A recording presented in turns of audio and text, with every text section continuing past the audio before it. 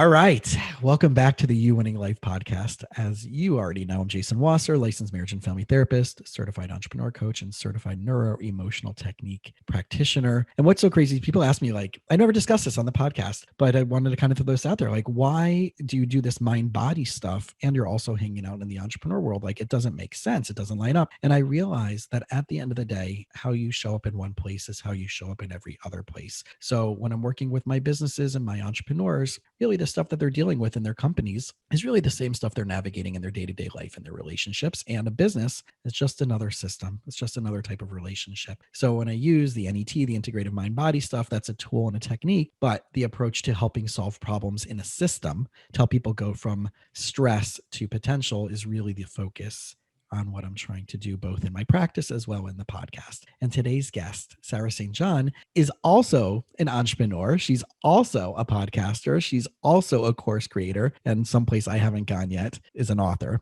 She's created several startups through her entrepreneurial career. She now has a podcast production agency called PodSeam, and the podcast that she hosts is called the Frugalpreneur, which is all about building a business on a bootstrapped budget. So she helps people launch and manage your online business on a budget. Sarah, hey. Hey, thanks so much for having me.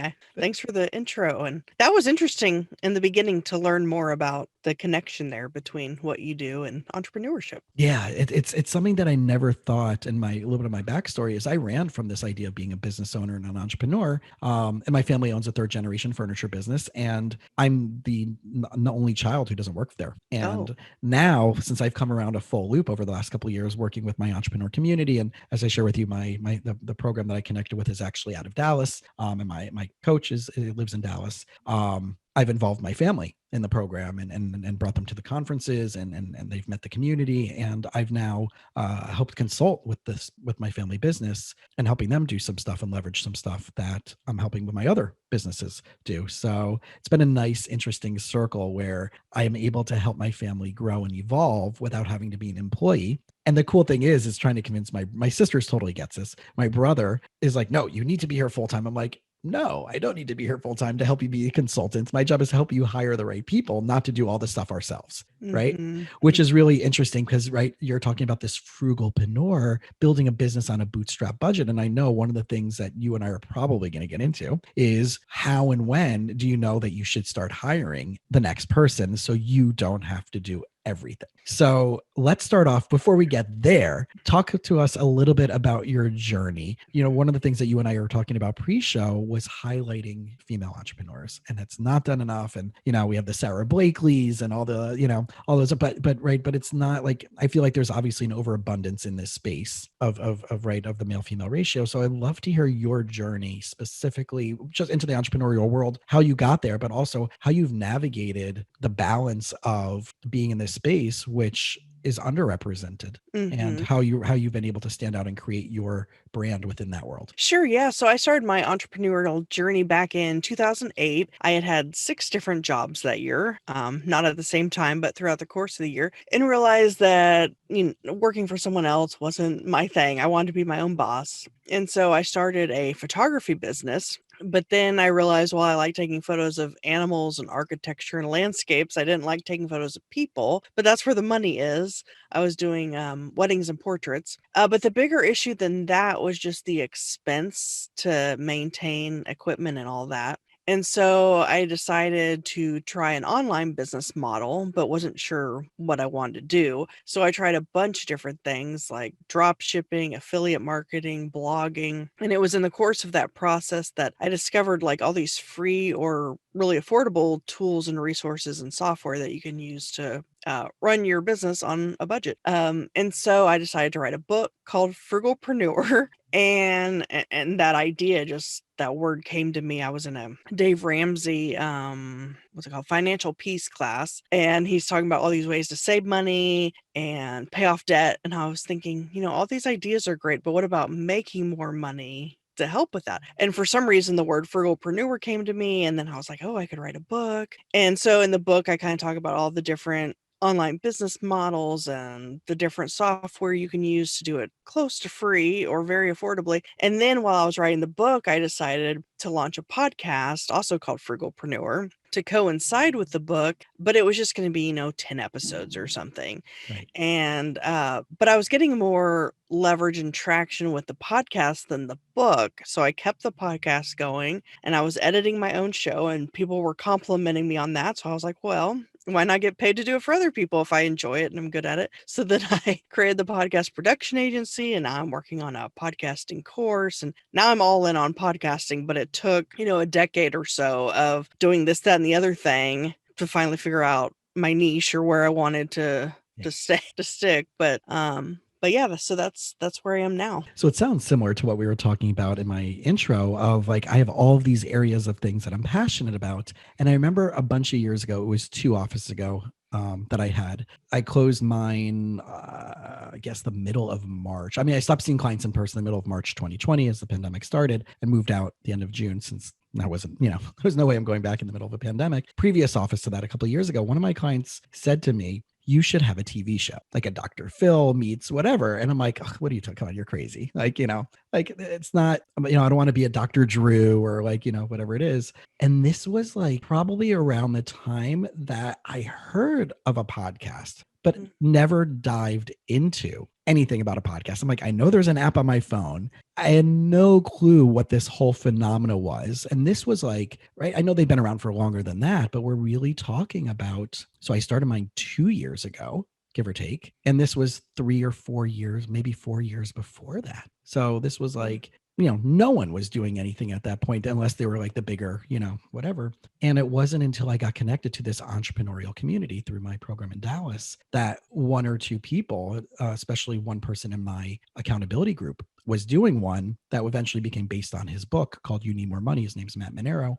And I really obsessed over it. Like I listened to every single episode, even though I was in an accountability group with them during that time. And I started hearing all of these really cool names. And then I went to Grant Cardone's 10X Growth Conference in Vegas, and he was doing his book launch there, and he was doing it with Michael Burt and all the, there was a few other people, and these were names that I didn't know, but Coach Burt was one of the speakers that weekend. And then there was like these other people that were on the stage that were also invited to this book launch and I'm like, oh my God, right. So that's the weekend I heard of Andy Frisella, Ed Milet, Brad Lee, right? All of these people, Coach Michael Burt, and all of a sudden this podcast world opened up to me and it became this like fire hose of knowledge of information coupled onto this structured business program I was taking. And it took a while for it to marinate. And I'm like, oh yeah, I should be doing this. Yeah, I mean, I didn't. So okay, I'm a person who loves music and always listen to music, and like I can't stand talk radio, and anytime a commercial comes on, I'm changing the channel. And so, a few years ago when people were talking about podcasts and how I should listen to them, I was like, that doesn't really seem like something I'd be into. Well, then I started hearing about specific podcasts like Smart Passive Income and Entrepreneur on Fire. I was like, okay, those sound interesting to me. So I started listening to those and literally became obsessed and addicted. And now I subscribe to like 20 different podcasts. And I think that was probably like, maybe like 3 years ago, something like that. And then I started my podcast probably like a year or something after that. So, I mean, I never envisioned listening to podcasts, let alone starting my own. Well, it takes time to marinate. I think that's kind of like the content when people talk about action steps and decision making, right? We talk about the pre-contemplation, contemplation, and then action, right? And I do think that like there are so many people out there that you see probably in the Facebook groups and online. I want to start a podcast, but I don't know what I should do, right? How many people I see over and over and over again? What topic should it be about? And it's like, well, there's 2 ways of going about this. If everybody has something to share, but like you said, to find your niche, right, is the most important thing. And it does start off with your story of what you went through to how you've arrived where you're at and where you want to go in the future, and using the podcast as a tool to get there, right? And some people think like, oh, I'm going to monetize it in the first month. 99% of you will never, ever monetize a podcast. Most people actually, I think the research shows after 8 to 10 episodes, people give up, right? So you'll see thousands and thousands and thousands of podcasts that only go up to episode 10. So you're right, you and I are in, because you're up to what episode at this point, or that you're about to release? I think it's almost 80. It's Right. somewhere in the high 70s. Right. And I'm a few ahead of you. And plus I have God knows how many in the bag ready to release. Mm-hmm. Right. So the fact that you and I are doing this with a long-term consistency shows a commitment to something at the other end, that we know it's a tool, not the main headlining feature. Right. Mm-hmm. And the funny thing is like, as we evolve in this, like you said, you mentioned Pat Flynn. I was at that conference, right, the podcast movement conference, and he gave a thing, and like he has his fans already. And I remember one of my buddies was like, meet me after this thing. And I'm like, oh, I'm going to go to this other thing, at the same time, another person speaking. And I went to meet him, and someone was walking around outside there. It was hacked, standing room only, people in the hallway, on a side hallway from the conference room of where Pat was speaking. No clue who he was. And this guy's walking around just giving out his Superfans book. And I'm like, yeah, sure, I'll take it. So that was in August of 2019. I go away in the middle of the summer, 2020, to take a week break to go visit family in Atlanta to just decompress. And I bring his book with me. It took me a full year to pick up that book. And that took me until before that to start listening to my whole way up and down to Atlanta, driving the 11 hours, was his podcast only. But it took a year for it to be in front of my face. All right, Pat Flynn, I don't know what this is, right? Versus actually starting to absorb the data. And I feel like that's a common thing that we as entrepreneurs go through. We have this idea that's thrown in front of us, and then it has to pop up in the right place in the right time for us to realize that it's already a tool available to us. Yeah, exactly. I actually have that book. It's actually in here right now.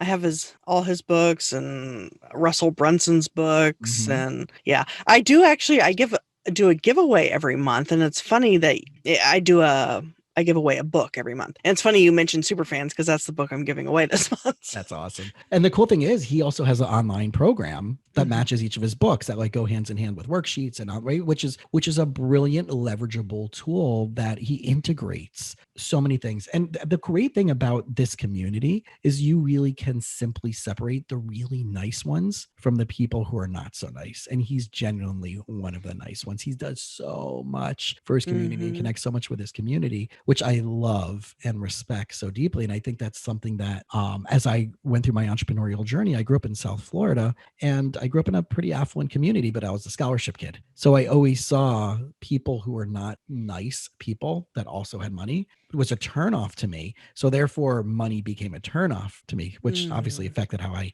ran my business for many years, until I got into a community that saw doing good things, being a good person, having core values, and you're able to make a lot of good money. And the more money you make, the more you're able to help out your world.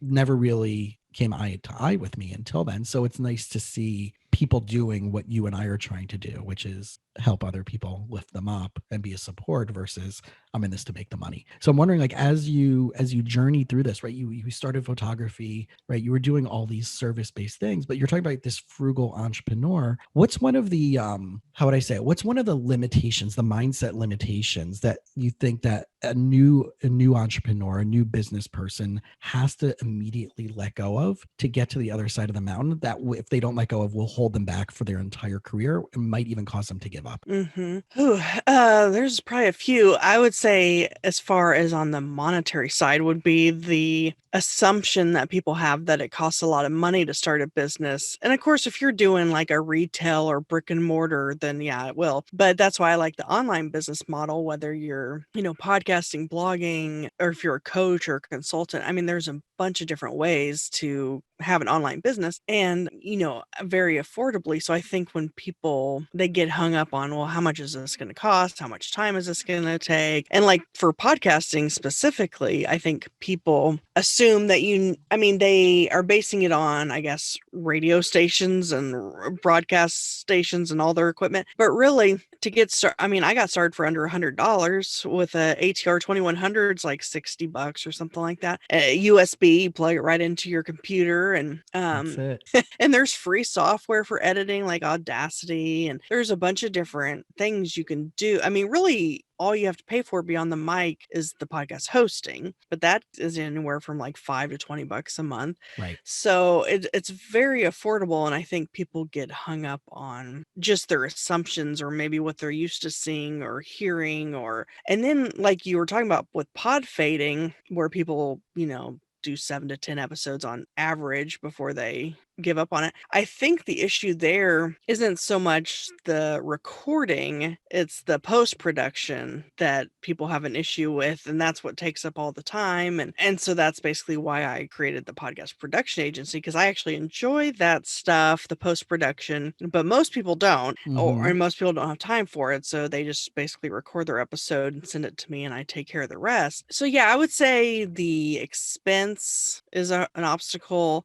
Time, I suppose, too, because I definitely recommend, like, if you have a full-time job, I recommend keeping your job until, even as you launch your business or your side hustle, whatever you want to call it, because even if you don't intend for that to become your full-time gig at some point, I think it's good to have a side hustle. Everybody probably should, just because, what we saw with COVID, you never know when you could lose your job or whatever. But even if you are wanting to start a business full time, I would recommend, of course, getting it to the point where it's matching your current income, or at least paying your bills Right. before, jumping ship from your 9 to 5 or whatever. But yeah, but it can be difficult, of course, to manage time Oh, yeah.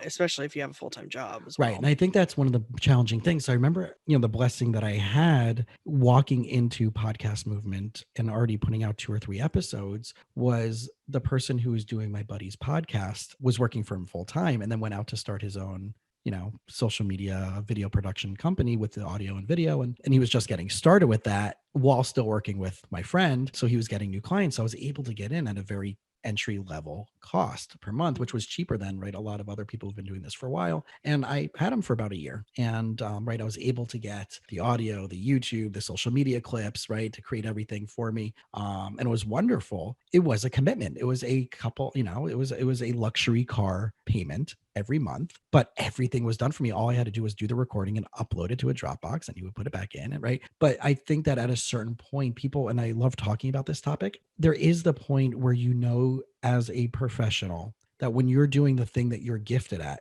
that you're going to make more money than sitting there trying to edit it, trying to do your social media clips, trying to upload it, right? Doing all the things that needs to be done from soup to nuts, audio and video. If that's not your jam, if that's not your, area of expertise, you do need to source that out. And I think that's right where you come in that regards, where you saw that, like, you love doing this side versus doing the photography and the other side, right? And you're able to bring that value, and that's an area of expertise for you. Yeah.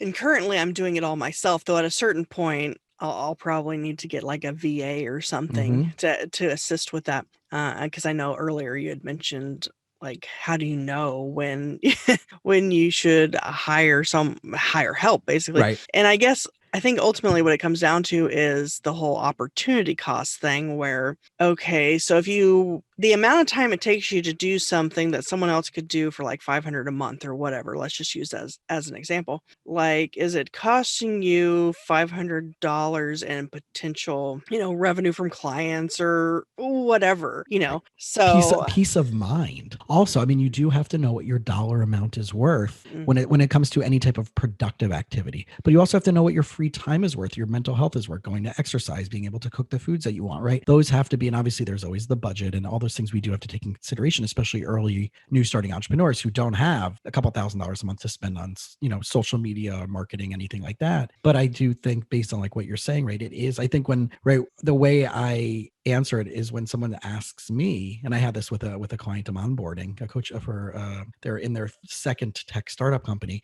As I'm mapping out the next steps with them, they're like, well, when do you think I do need to hire the next person? I said, well, since you already asked me that question, you're already too late in hiring. Which really means the day that you opened up your business. Yeah, that's a good point. Right. So I really do stress at it, but I can't afford it. Yes, but there's someone somewhere in the world who can afford to do it at the dollar amount that makes sense to them and makes sense to you. You have to do your due diligence and your right experience. And it may not be, this high class, whatever, or it really could be a high class, full on production, right? And just finding those people who you also match with personality wise, and B, you're getting the right quality, and how much do you want them to do? So like one of the things that I would love to pick your brain on is the overproduction of podcasts. I think that in the 100 that I've recorded, I think I've maybe redone an intro for a person 3 times. Mm. I have never stopped and started an episode unless we had tech difficulties, like right, they cut out, I cut out, whatever it may be. And I don't edit anything from the time I start, right, until the episode starts, until the episode ends. There's no ums and ahs. There's no space editing. There's no, oh, that was a shitty question, I need to ask a different question. If it gets awkward, it gets awkward, because this is what real life conversations are. And I see the other side of, like, I saw this last night. How many seconds between pauses is a real professional production quality? And someone's like, well, the industry standard is 1 second between pauses. And I'm like, I like the silence. It's a therapeutic silence. Mm-hmm. Yeah, I think, like, so for mine, I take the file and then I put it in Descript, which what I love about Descript is it automatically transcribes it, though you do have to clean it up because it's not perfect. Right. But with one click of the button, you can take out the ums and uhs and stuff like that. So because it's so quick and easy to do with Descript, I go ahead and do it. And then I remove, like, if there's a big, like, say someone coughs or sneezes, or there's a big breath sound, I take out those types of things. But as far as like spacing and pausing and redoing things, I mean, yeah, I don't do all that. It's so funny. One of my my neuroemotional technique mentor and the founder, Dr. Walker, in the middle of of our interview, I don't know, whatever it was, 2 months ago, his dog started barking, and it was so funny because 2 minutes before that, he was talking about Pavlov's dog. And I'm like, oh my God, this is like perfect. And we were joking about it. I'm like, the timing could not have been better. And I worked it into the episode. But even if it was, like, and it's always these things of, like, right, again, it's being as organic and as natural and bringing everything to you. I don't want any sounds. I don't want, like, whatever, a baby crying or what. This is life. We're also in the middle of a pandemic, and we want to bring as much value as possible. And everybody knows that there's chaos going on in the world. If anybody truly is not going to listen to my episode because there was any of those things going on, then they probably aren't, the right connection for us. Right. So I think that, like, everybody's going to connect to what they connect to and what they're going to find the value in each thing. As you started finding these resources from this frugal perspective, what have been some of your absolute favorite entrepreneurial go-tos? Like, if you're right, whether it's whatever, just drop some stuff that's been useful for you. So for email marketing, I've discovered, well, you probably are familiar with this because we were talking about AppSumo, but SendFox, it's an AppSumo product, but it's free up to a certain number of subscribers. But what I love about it for a content creator, especially for like a blogger or a YouTuber or a podcaster, is you can put in your YouTube link or your RSS feed, and it'll automatically generate a newsletter every week, if you've put out a new episode. And so it saves a lot of time. So I really love SendFox. I really love everything that AppSumo does. They have King Sumo, which is how I do my giveaways. That's also free. And then Sumo is another thing that's like basically, like, on my website, for example, I have a header bar at the top. And then, like, if you try to exit the website, a pop-up comes up saying, hey, do you want a free download of my book or whatever? So, and that's free as well. So I love leveraging free. I mean, because a lot of these things, they have paid plans, but, and that's one thing I recommend when you're getting started, especially on a budget, is to go with something that, like, say you're weighing 2 or 3 different options, go with something that has a free plan.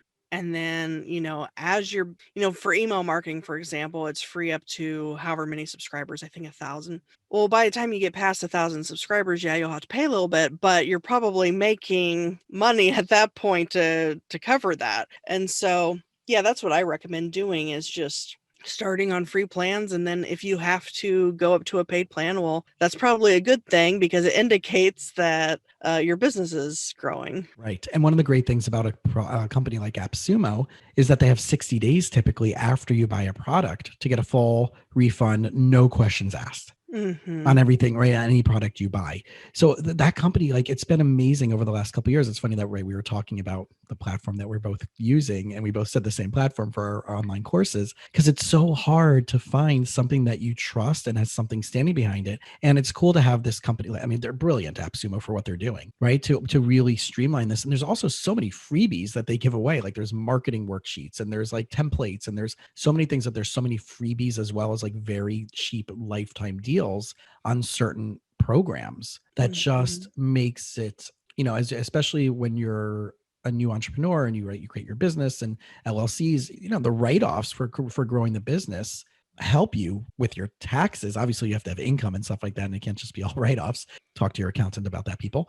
But right, but these are things that, like, if you're going to invest in your company, know that there's already stable platforms and other businesses out there that are looking to help growing and evolving entrepreneurs, like an AppSumo, and all the companies that they partner with, to make sure that you're Mhm. getting value, because they don't want to look bad by having some company that completely screws you over. In fact, there was a company that offered a lifetime thing, and then because of whatever they were doing, they reneged on it this past few months, and they said, if you want to stay with us, you have to upgrade. So I emailed them. So I emailed AppSumo, and or I emailed the company, said, what's going on? Like, well, we have whatever, all the new things we're offering, and the whatever excuse they gave. So I emailed AppSumo. They gave me store credit from 3 years ago on the price I paid for that program. Oh, wow. So talk about, right, being a company to serve entrepreneurs that really stands behind, even if the company that they work with, and that's rare. I mean, that's got to be one out of God knows Mhm. how many thousands they've worked with, right? So I think, like, that's the type of businesses that we want to be. That's the type of entrepreneurs we want to be, that we stand by who we partner with. We stand by who what our products are. We stand by our service. And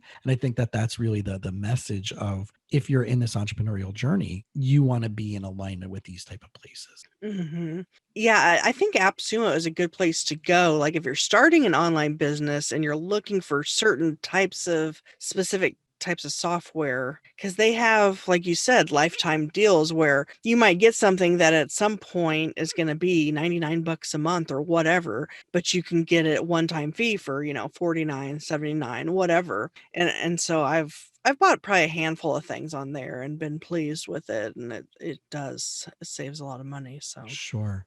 So we're in the beginning of 2021, and with everything going on in the creation platform space, we know that there's been, with Twitter, with politicians being pulled off, with Facebook, right, TikTok having all of its issues with the legalities. Is it a right? All those different things. I know that right now, to be able to own your data, to be able to own your information, is incredibly important. And in fact, like the second week or so of December, I woke up and my Instagram was shut down. My main Hmm. Instagram account. I don't post political stuff. I don't post COVID stuff. There was therapy and mindset and podcast stuff. And, I had a couple thousand followers, and it was gone. And for the Hmm. last, literally, I'm sending email after email and sending them the thing where you take a picture, they show it to you with a code, and still nothing. So I had to start over on a second backup, under the You Winning Life one versus Jason Wasser LMFT, which was my main one that had everything there. So now it's under You Winning Life, which existed, but I had nothing really. I had like maybe 30 or 40 posts on it, right? So I'm starting all over from scratch again. But it just Hmm. shows that content creation, you still have to own your stuff. You still have to have the backups. You still have to own. So talk to me a little bit about why having and creating a website is so important. Mhm. Yeah, so the problem is, a lot of people think you just need to have a Facebook page or whatever to run your business, and it's important to have social media. But if you're only on social media, the problem, like you said, for no good reason, it could get shut down, or even a good reason, whatever.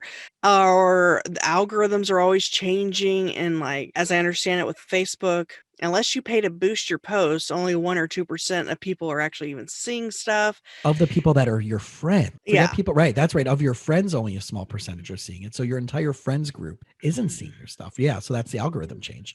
Yeah, so and who knows, in 10 years, will Facebook be around? I mean, MySpace, like, went under overnight, so, I mean, you never know with these other platforms. So, while it's important to be on those platforms, you definitely need a website, to as a place for people to go to learn about you, to find your podcast, your blog posts, and then also as a way to capture emails, offering a lead magnet on your website so you can start to grow your email list. An email list is another important thing you need to have, because really the only two things that you own are your website and your email list. And so that's why that would be important. It's basically like owning land versus renting land is basically what it you could think of it as.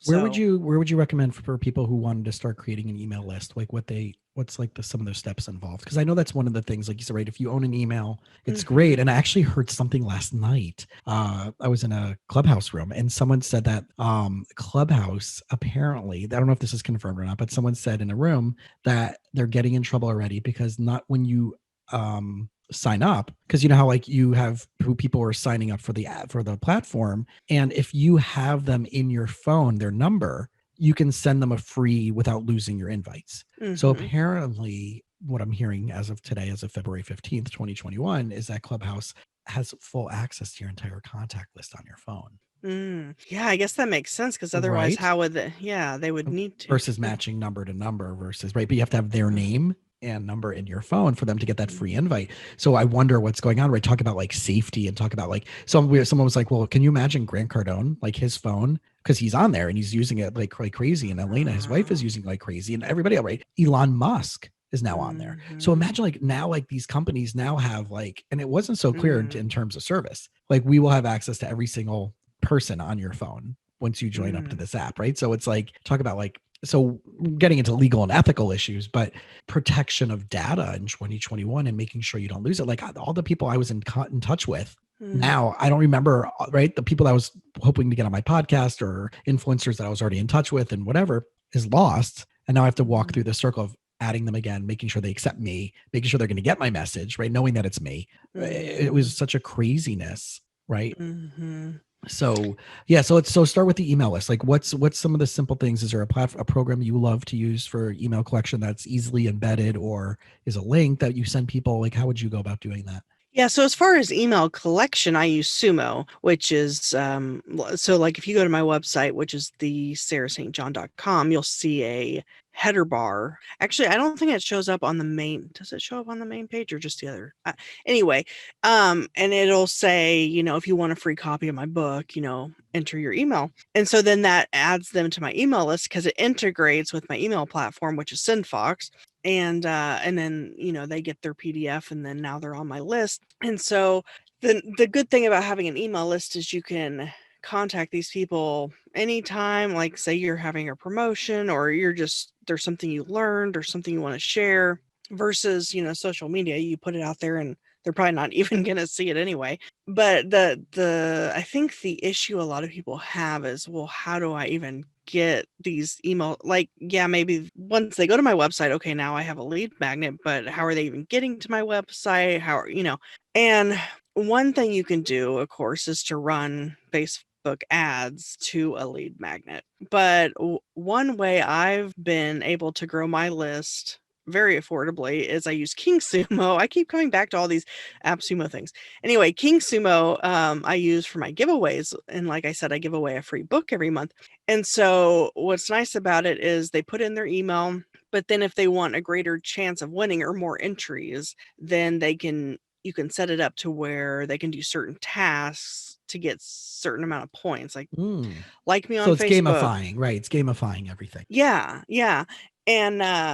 And so one thing I did recently, I had someone on my show called Travis Brown. I don't know if you're familiar with him, but he does pod decks. They're like these decks of cards. Oh, the questions, yes. Yeah. And so he was on my show and I asked him, prior to the show, if I could get a deck from him to run a giveaway and that I could, offer it on the program and all that. And so he was on board with that. So one of my giveaways that month when his show went live was actually the complete, because it's 5 different decks. It was the complete deck. And I asked if he'd be willing to email his list to let them know, because they're already familiar with pod decks. So he emails his list to say, hey, I was a guest on this show and she's giving away my pod decks and whatever. And so his email list then goes to my landing page, so to speak. Well, it's the King Sumo landing page, and now I get their email addresses. And so actually one of the people on his list is who won, because of course my list is entering as well. Right. But I was able to grow my email list quite a bit from him for this collaboration, which I love about entrepreneurship, and especially being on podcasts or having people on your show, is meeting people and the collaborations, because through that, I was able to grow my, like, double it basically. And it was a very targeted audience because they're all into podcasting, and so I think when people are wondering about ways to grow their email lists and how do you get the traffic and how do you get people to even know about it? I mean, you could do ads, but you could also just collaborate with someone. Like, I mean, technically, so I'm giving away the Pat Flynn book this month. I mean, technically, I could contact him and say, hey, I'm giving away your book. But see, he's too big though. But if I had a smaller author that I was giving away their book, I could contact them and say, hey, I'm giving away your book. Would you be interested in emailing your list?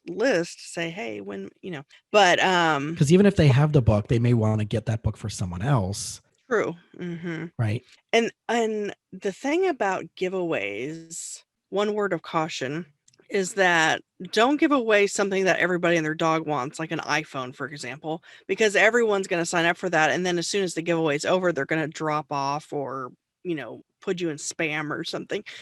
So give away something that's relevant to your audience. And with me giving away a book every month, it's like an entrepreneurial type of book. For someone to give up their email address for the possibility of winning a $20 book. I mean, they're pretty targeted, like my niche audience. So right. And some people just, I have a secondary email address. That's my old business address that I put all that stuff that goes directly to there. So if I want to sort through it, it's easy to do that. Right, exactly. Which you guys can do that on Gmail for free. So when my friend still has an AOL address, I'm like, really? Like, I mean, you're not paying for that still, right? That was the question number 2. What, really? Like, you have an AOL and you make sure you're not getting charged for that still, right? So oh, so people actually had to pay for email back then? I think after AOL stopped doing their membership thing, right, when it went free, I think there was a thing to keep your AOL email address. I think they were charging like a few dollars a month that people didn't know for a while. Oh, yeah, there was just like we went into like instead of like $19 a month, it went to like $5 a month just to have your email address when it got bought out by whatever, and it became a free platform. But the email was, I think that's what happened at the beginning until they also, their business model sucked, which was like they were the first. I mean, that was like the biggest, right? That was around the same time as MySpace, right? So talk about like business platforms of like they were so big, but they weren't focused, right? They were trying to be everything that was everything, which really was what Facebook came in to be, right? The chat, the groups. I mean, obviously, there's not, the instant messenger became Messenger, right? Groups, nothing was live, except for videos, but it really did evolve. And like, that's why the pivot is so important, especially as we're talking in the beginning of 2021 and having all these tools and having all your information. Yeah, apparently, I don't know if you heard this, but Facebook is now working on something like Clubhouse. I don't know how you feel about that, but that kind of bums me out because I'm like, why does Facebook have to take everything and I feel like ruin it? I don't think it's going to be as successful. I think it's going to be easy for those people who don't. And I posted this yesterday because I saw one of my friends was talking to me about something. They found their password that they couldn't find for a year. And I'm like, I don't know, like what's right. So it's like the excuse of like, I don't like technology or technology isn't for me or I'm scared of it can't fly anymore. Because if you want to be a successful person at any level, running a business especially, you have to fully embrace technology, and if not, hire a person who's going to do that for you versus like running away from it. It's impossible in 2021. This is it. Like we're not going back to the 1950s for many reasons, thank God. But like, right, but from a technological, we're not going back to the 1990s. Like this is it, right? I think Gary Vaynerchuk said it perfectly. He said social media is internet 2.0. Right? The internet is social media. Yeah. Right. That's the new, right, what you're engaging with. So if you're not content creation, then you're consuming. And if you're consuming, you're not growing, you're not evolving. So I think that idea of having to take advantage of all this stuff, and you're not talking about crazy things like email lists is not a crazy thing. It's just taking an hour to learn what you need to learn. If you don't have a person if you are doing your website yourself, I'm sure there's easy integrations. And if you do have someone and it costs you $20 to have someone set it up for you for your administrator, pay the person $20 so you can make your higher value money during that time. Yeah, exactly. And if not, find someone online to do it for you for $10, $15, $20 on Upwork or whatever it is. So, right, that's the thing. Yeah, I used to be, so I used to have like, I think I tried them all. Well, I don't know that I ever had Squarespace, but I had Wix and Weebly because I loved how simple it was and drag and drop and whatever. And WordPress was overwhelming to me. But then there was all these specific plugins for WordPress that I really wanted and needed. Like, for example, Simple Podcast Press. and there's a few others. And I was like, but you can only they're only WordPress. And so I was like, well, okay. But once you get the hang of WordPress, I mean, then it becomes easy and second nature. But yeah. So yeah, it's a matter of there's a learning curve there, but there's a learning curve. And again, that's why it's either if you're an expert, like if something that you're passionate about, that you enjoy doing, that this is part of what you're doing for your clients. But if this is not someone's business, mm-hmm. right, and it's going to take 20, all these courses, learn how to do your SEO, and it's like that changes every 6 months. So that 2 months it's going to take you up to a year. Really, let's be honest, that most people are not going to do this like in a very short period of time. You're already getting outdated information, and you've given up hours and hours and hours and hours of your time where you can just like go online and find someone to do this for you, and focus. Again, like I'm so religious about this, focus on your expertise. That is right. It's what do you love doing the most that also brings in you the most peace or the most income during that time frame, and that's what you should be focusing on, and everything else leverage out. Yeah, and that kind of reminds me of one problem that I've had, and I think a lot of entrepreneurs have this problem, is spending so much time learning, whether it's through podcasts, books, courses, whatever. And you should learn, especially in the beginning, but if you're not implementing what you're learning, then it's pointless. And so at a certain point, so right now I try to, for every hour I spend learning, I try to spend another hour implementing. And or, just like the whole just-in-time learning where you need to learn a specific thing soon. So, okay, learn that, do the thing, and then, move on. But I know one problem I've always had is just trying to learn it all. Right. And I know that's what I call the entrepreneurial ADD. It's the new shiny object. It's this new platform. It's this new toy. It's this, and I saw it. You were talking about Russell Brunson, who I think is probably the most brilliant salesman alive right now. At the 10X in Vegas, there was 10,000 people. The man wasn't even done because he walked you through how to do a funnel, which obviously there was so much more on the back end. He showed you the front end. There's all the other stuff that you need to do to actually make it work and to get it in front of people.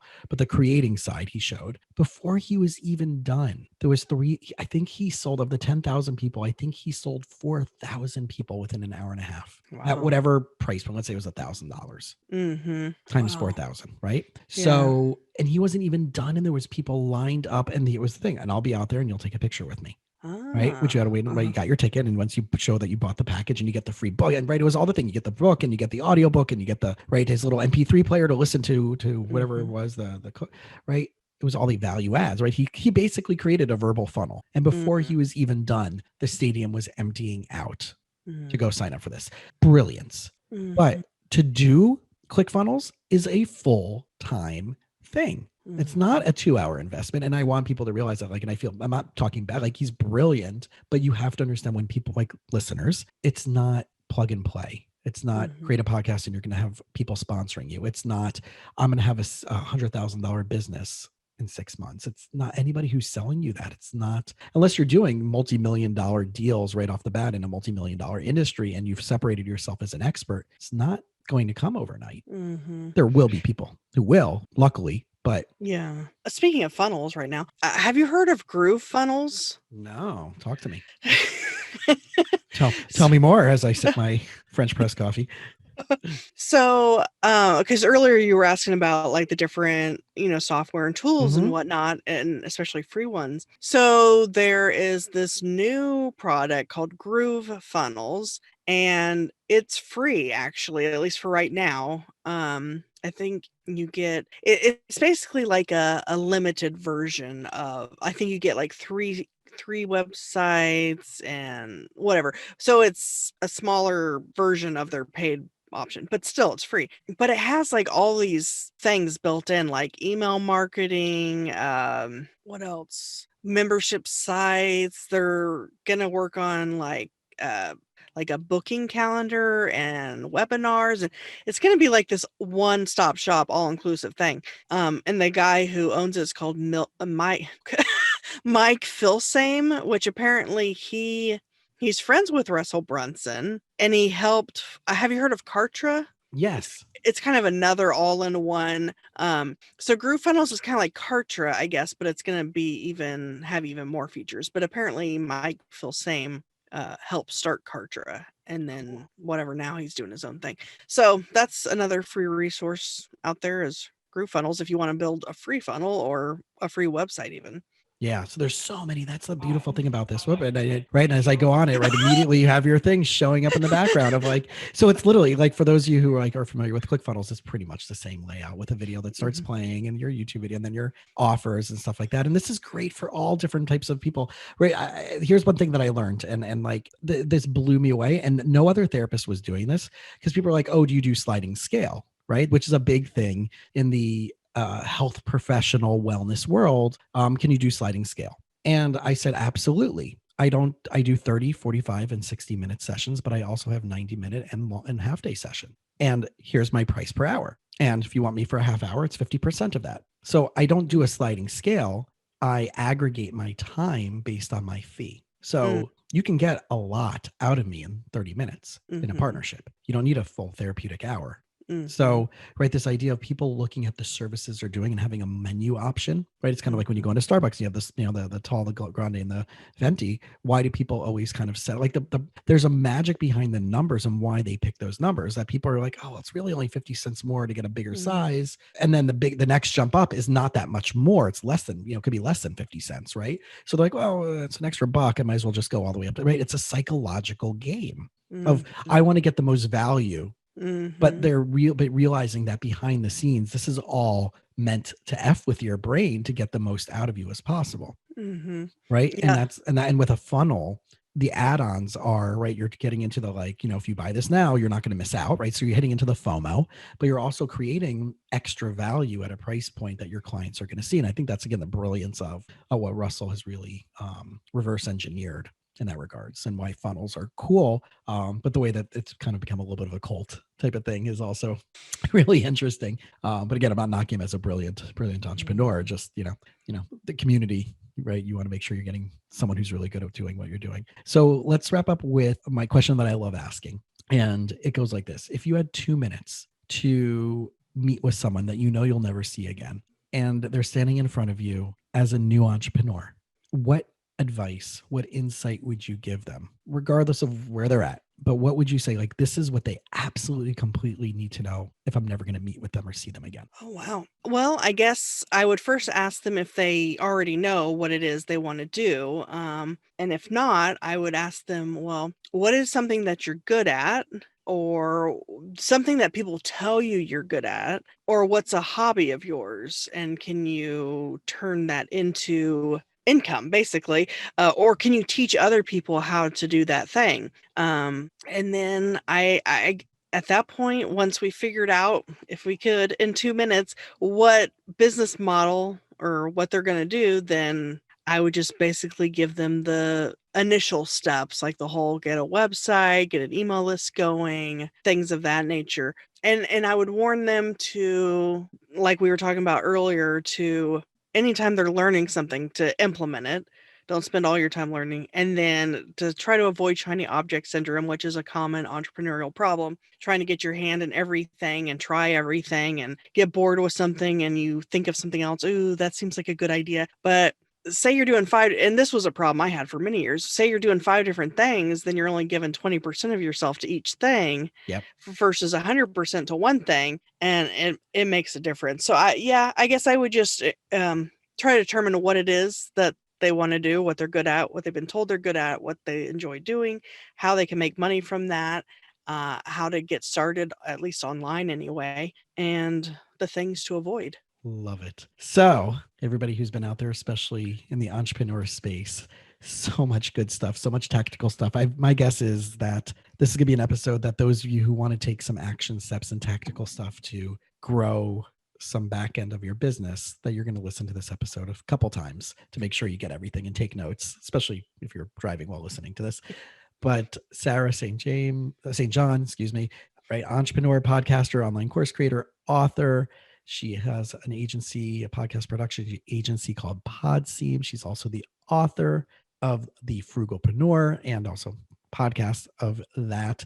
And if you got anything, which I will be shocked if you didn't get anything from this today, then if you got nothing from this episode, please send me a message on Instagram so we can have a conversation and see what I'm doing wrong. So, right. Because it can't be you, the listener, right? But please, if you think anybody would benefit from this or any other episode, please forward that on to them. And if you can take 2 minutes to go onto iTunes, specifically on the podcast app on your phone or on iTunes podcast, and leave us a starred and written review. Not only does it tell us what we're doing well and that you're enjoying and getting value, but it also helps us get in front of other listeners as well. Sarah, this was awesome. Well, thanks so much for having me. I appreciate it. All right, y'all. We'll see you the next episode. And again, if you have any other questions, you can reach out to Sarah. Sarah, where can they find you? Actually, I give away all 3 of my books for free, the PDF version at thesarahstjohn.com/free. That's Sarah with an H and then STJOHN. And then, the podcast production agency is PodSeam, and I'm everywhere on social at the Sarah St. John, or if you're on Clubhouse, it's at Sarah St. John. There you go. So, right, 3 free books only in exchange for an email address. So right, exactly. Highly worth it. Doesn't cost anybody anything. So, and you can always, right? You can always get yourself off if you don't, right? But tons and tons of really good stuff. Again, thank you, Sarah. I really, really, really enjoyed spending time with you today. Well, I did too. Thanks so much.